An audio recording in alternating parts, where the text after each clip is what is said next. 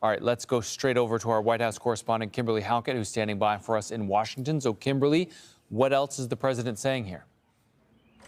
Scott, it's been a bit of a surprise, the fact that just one day after the U.S. president launched Project Freedom, that effort by the United States using its air and naval assets to escort commercial ships through the Strait of Hormuz, the U.S. president has now abruptly paused that operation. He says on Truth Social, based on the request of Pakistan and other countries, the tremendous military success that we have during the campaign against the country of Iran, and additionally, the fact that great progress has been made toward a complete and final agreement with representatives of Iran, we have mutually agreed that while the blockade will remain in full force and effect, Project Freedom, the movement of ships through the Strait of Hormuz, will be paused for a short period of time to see whether or not the agreement can be finalized and signed. Now, what's significant here is that the U.S. president is doing this not just one day after he launched it, but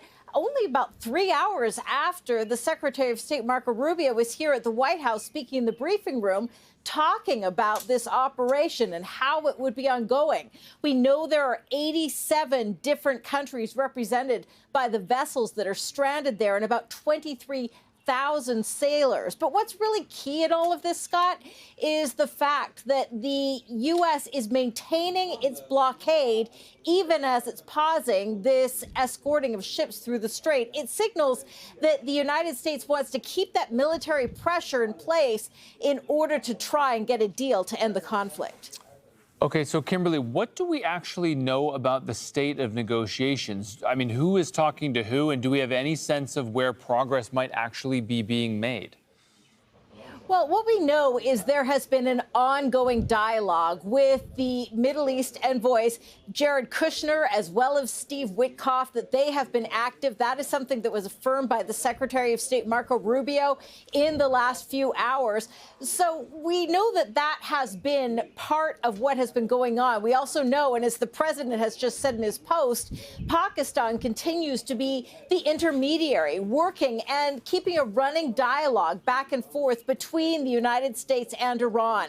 But what we heard from the Secretary of State earlier on Tuesday is that what the United States is looking for is for Iran to make some concessions. What isn't clear is what exactly those concessions are that may have been made that prompted the U.S. president to pause the operation known as Freedom, Project Freedom, in order to facilitate what could be the beginning or makings of a deal to end this conflict.